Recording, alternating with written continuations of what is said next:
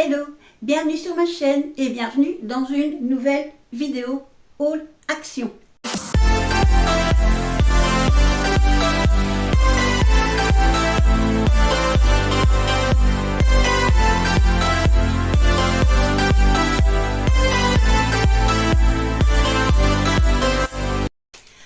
Pour une fois, j'ai évité le rayon des bijoux, le rayon des boucles d'oreilles, parce que je veux trouver d'abord, avant de recéder à la tentation, je veux trouver quelque chose pour pouvoir mettre toutes mes boucles d'oreilles.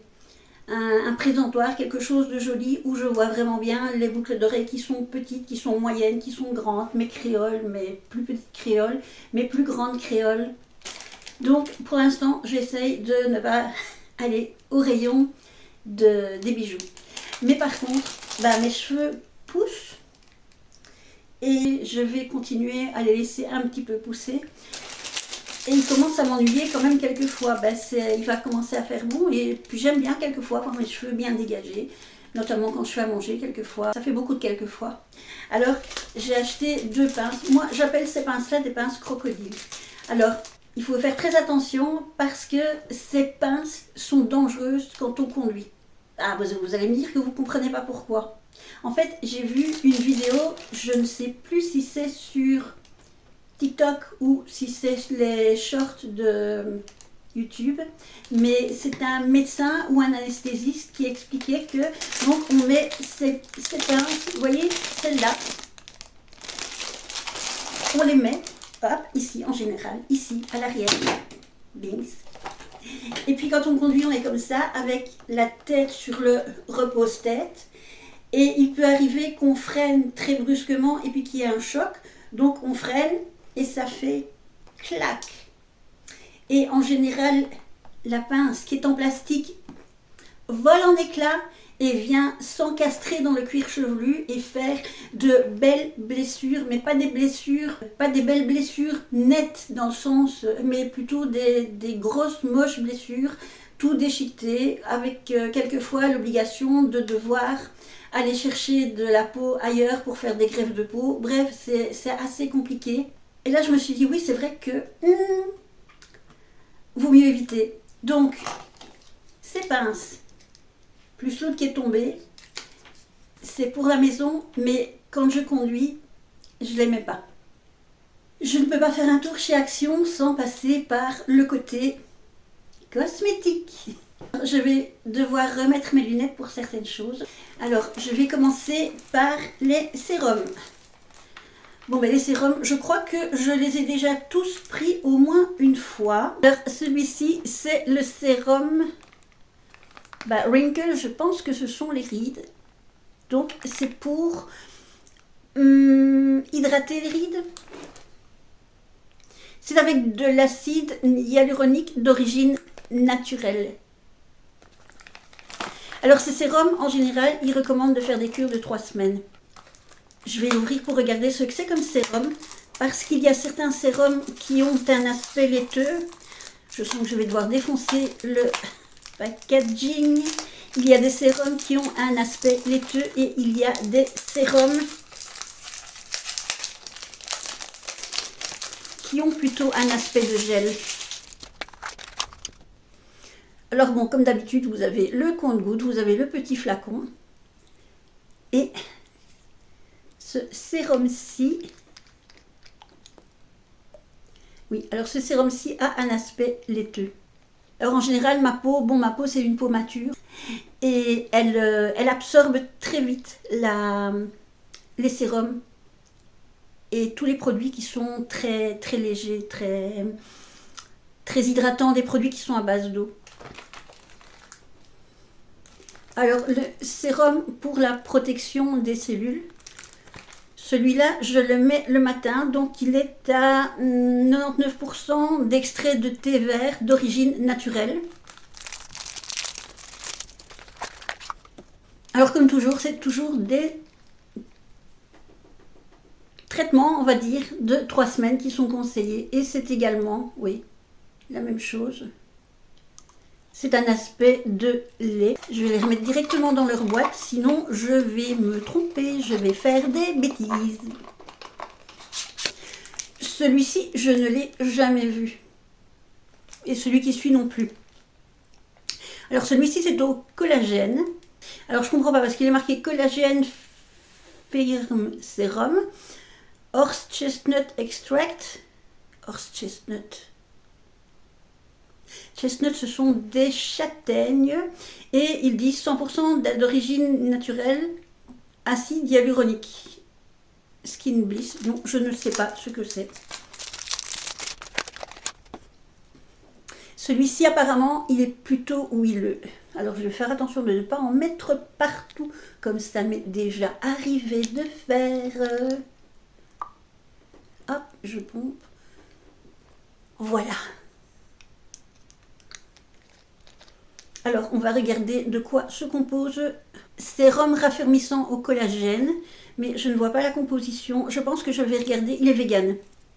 Donc le machin horse chestnut, ouais, ça va, c'est pas fait avec des chevaux. Quand ils sont plus épais comme ça, je ne sais jamais s'ils sont composés avec de l'huile ou avec de l'eau. Ça me perturbe très fort de me voir dans le retour de mon GSM avec des lunettes. Alors celui-ci, je n'ai pas encore vu non plus, il me semble. Ah si, c'est le sérum au bakuchiol. Il faudra vraiment une fois que je fasse une vidéo uniquement sur les sérums pour expliquer à quoi sert l'acide hyaluronique, à quoi sert le bakuchiol, à quoi sert le collagène, etc. Il faut que je me plonge là-dedans très sérieusement. Alors vous voyez, c'est le même style de sérum. En fait, c'est un sérum, quand on le met sur la peau, il y a comme une espèce de protection qui se fait. Et il m'est déjà arrivé avec ces sérums, lorsque je me maquille, lorsque je mets mon fond de teint, et puis qu'après, par exemple, je mets mon bronzer, je l'étale en général avec les doigts, et puis alors il y a des petites graines, si on peut dire, des petites flouches de ce produit qui a séché sur la peau, qui a fait une protection et qui se retire en même temps que je suis en train de frotter pour étendre par exemple mon bronzer. Alors je fais maintenant très attention, c'est-à-dire que ceux qui sont de cette composition-là, je le fais le soir et les autres, je les mets le matin puisqu'ils vont bien être absorbés par la peau. J'avais vu une vidéo super intéressante de Marion Caméléon. Le titre c'était « Pourquoi les maquillages sont moches » ou « Pourquoi nos maquillages sont moches », un truc comme ça. Et le titre accrocheur comme ça, c'est vrai que c'est quoi ce truc-là? Donc du coup, j'avais regardé et en fait, elle expliquait que certains produits étaient faits à base d'huile, produits, maquillage, cosmétiques, et d'autres étaient faits à base d'eau. Donc, que si vous mettiez par exemple une crème de jour à base d'eau et au-dessus un fond de teint à base d'huile ou l'inverse, ça ne mixait pas. Ça pouvait faire des problèmes. Donc si par exemple vous mettez une crème à base d'huile et au-dessus un fond de teint à base d'eau, il va migrer, ça va pas aller, ça va pas bien se positionner. Donc c'est vrai que c'est intéressant et depuis je regarde régulièrement de quoi sont faits certains de mes produits. Quelquefois je le devine, mais pas toujours. Et j'essaye de faire un petit peu plus attention. J'ai remarqué d'ailleurs que très souvent les fonds de teint que j'achète, il n'y a pas d'huile dedans. Donc ça c'est déjà une chose. On va continuer, mais je vais remettre mes lunettes parce que ce sont deux nouveaux produits que je n'ai pas encore testés. Il y a celui-là et celui-là. Alors, il y en a un qui est pour les imperfections et l'autre qui est pour les petites taches qu'on peut avoir quelquefois sur la peau, des taches lorsqu'on est enceinte. Bon, maintenant, je suis pas sûre que ça va corriger un beau gros masque de grossesse, mais ça peut corriger quelquefois des petites taches de soleil ou alors peut-être des petites taches qui viennent quand on prend de l'âge. Bon, par exemple, j'ai une petite tache ici quelque part. Je ne fais pas la crêpe au soleil, ça c'est quelque chose que j'ai jamais aimé. Et donc, je sais que c'est pas une tache de soleil. Et j'en ai attrapé ici dernièrement une. Et bon, la première chose que j'ai fait, c'est prendre rendez-vous chez la dermatologue.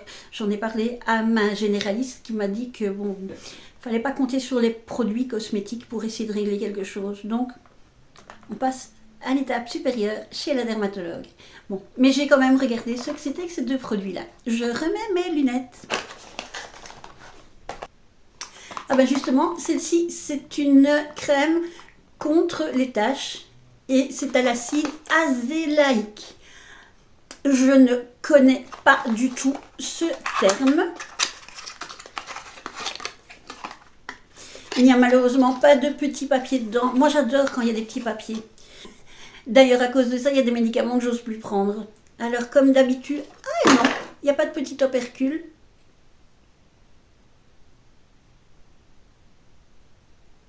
Ça sent rien.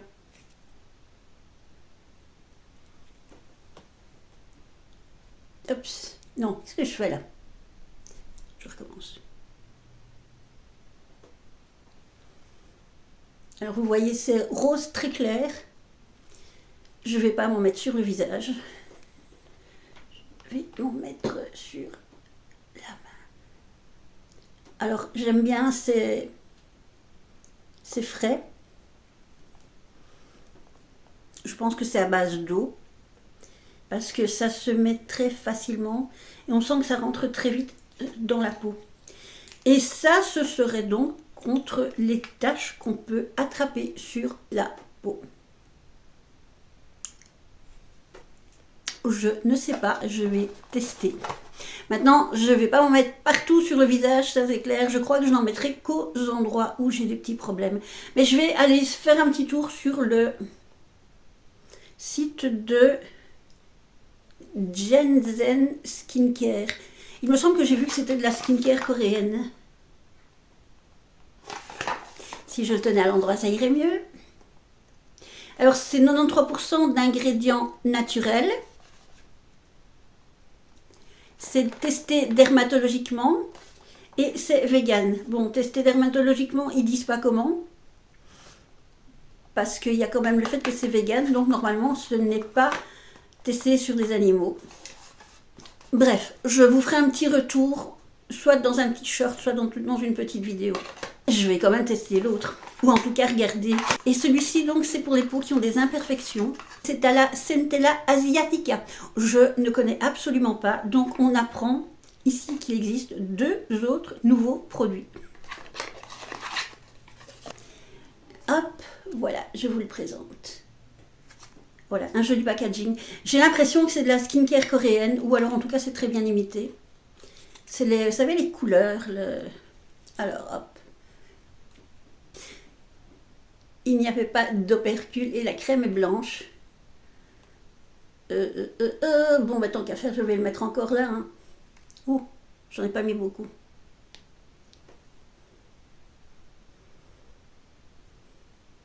Oui, mais c'est la même sensation que l'autre crème. C'est-à-dire qu'elle est fine, elle est fluide.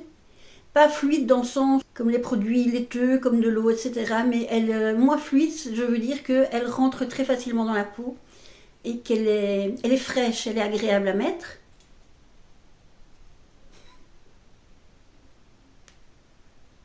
Je ne sens rien du tout de particulier. C'est difficile. Je sens qu'il y a quelque chose, mais je ne sais pas vous dire ce que ça sent. Toujours pour la peau du visage, j'ai pris deux masques à l'argile que je vais mettre dans le bon sens. Voilà, il y en a un à la camomille et l'autre, je ne sais plus ce que c'est. Je me prends tout à l'envers. Les packaging, mes lunettes. Alors celui-ci est à la camomille et c'est pour adoucir la peau. Et celui-là, c'est pour absorber les excès de sébum. Donc c'est plutôt pour les peaux grasses. Donc celui-là, c'est pas pour moi. Alors attention, ce n'est pas parce que c'est un masque à l'argile, ce n'est pas parce que c'est un produit d'origine naturelle. Et quand bien même vous prendriez de l'argile et que vous faisiez votre masque vous-même, vous risquez tout autant de développer une allergie que si c'est un produit qui n'est pas d'origine naturelle.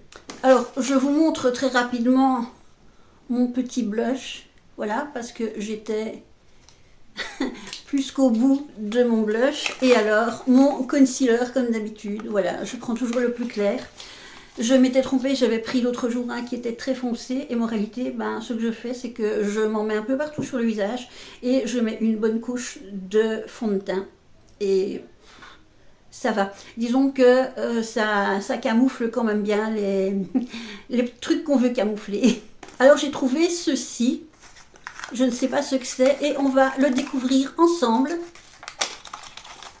Alors j'ai vu que ma batterie est en train de lâcher. J'espère qu'elle va me tenir jusqu'à la fin. On va essayer d'accélérer un petit peu et je remets mes lunettes. Bon alors comme d'habitude, vegan, easy blend, donc facilement blendable. Contour et duo highlight.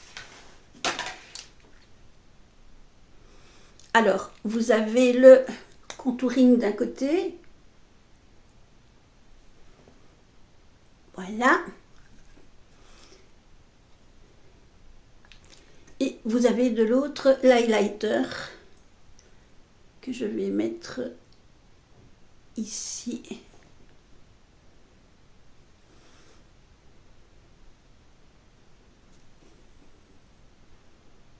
Voilà, ah voilà, là on le voit bien les deux. Ça ne sent rien du tout et je trouve que c'est plutôt une bonne idée de mettre les deux l'un avec l'autre. Et j'ai trouvé la nouvelle petite palette de Max & More, celle dont je vous ai dit il y a quelques jours qu'il y a des numéros derrière. Allez, on l'ouvre de toute façon. Alors, les beiges, voilà. Hop là. Là c'est la ring light et de l'autre côté c'est la fenêtre. Alors il y a du blanc, il y a du noir. Non, c'est pas du noir là au-dessus, c'est du vert foncé.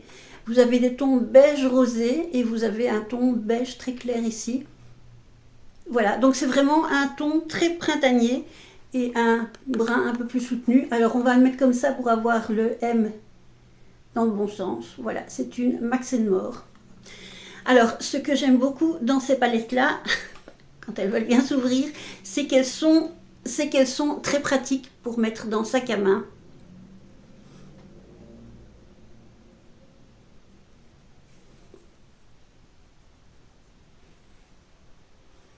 Voilà. Alors évidemment, bon, vu que ce sont dans des tons beige rosé naturels, ça va être très difficile de vous montrer si elles sont pigmentées. Sauf peut-être le vert. Voilà, on le voit bien le vert. Et à mon avis, le blanc. Voilà. Donc, je vais encore en tester un. Il y a un très joli doré. Sur le petit doigt, c'est pas facile. Non, c'était l'autre. Je sais plus. Bon, là, j'ai fait un mélange de deux dorés. Donc, voilà.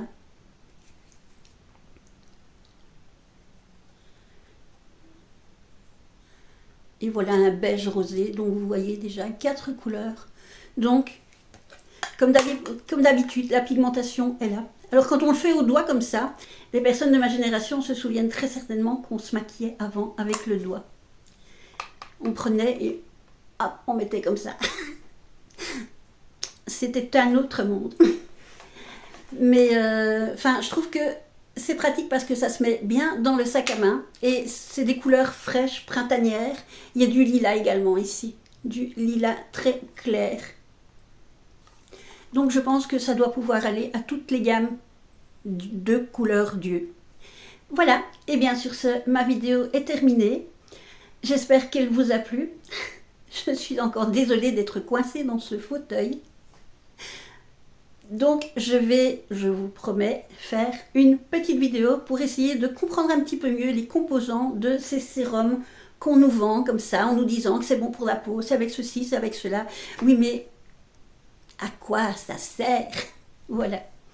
Alors, sur ce, je vous remercie d'avoir regardé ma petite vidéo. Je vous demande comme d'habitude de ne pas vous oublier de liker, vous abonner, partager, activer la cloche de notification et n'oubliez surtout pas les commentaires ici en dessous. C'est important pour les créateurs, créatrices de contenu d'avoir des commentaires, d'avoir un retour avec les personnes qui regardent nos vidéos. Voilà. Et bien, sur ce, je vous laisse. Je vous souhaite une bonne après-midi ensoleillée. J'espère qu'il fait autant de soleil chez vous que chez moi. Et je vous dis à très bientôt dans une prochaine vidéo. Bye bye!